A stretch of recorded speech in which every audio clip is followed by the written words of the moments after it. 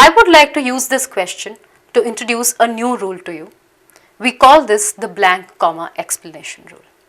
What this means is, whenever in sentence completion questions you have a blank followed by a comma followed by a few words, these few words are often the meaning of what would come in the blank or an explanation for what would come in the blank.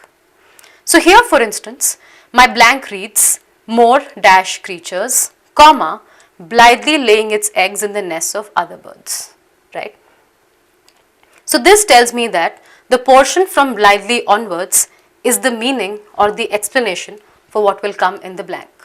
But my goal here is to show you, what if you don't know the vocabulary, right? So here, even if you don't know the meaning of blithely, you should still be able to answer the question correctly. So I read further and I see laying its eggs in the nests of other birds and leaving the incubating and nurturing to them. So in the first part of the question, we were talking about judging animal parents by human standards, right? So here, what would you call a parent who left the nurturing of their own kids to someone else? Definitely, you wouldn't call them a very good parent. You would call them a very irresponsible parent, a very unloving parent, right? So in the blank, you need a word which means irresponsible.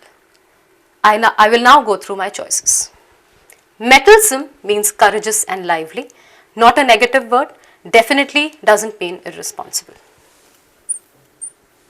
Industrious is hardworking, again positive word, I'm looking for a negative one. Domestic, a parent who leaves the nurturing of their child to someone else is not a domestic parent. Lackluster, it's a negative word, but it means boring. It means dull or lifeless. It doesn't mean what I'm looking for. So I strike it out. So again, by process of elimination, I'm left with feckless as the only correct answer. Now here, even if you don't know what feckless means, but you are certain the others are wrong, you know that feckless has to be the correct answer.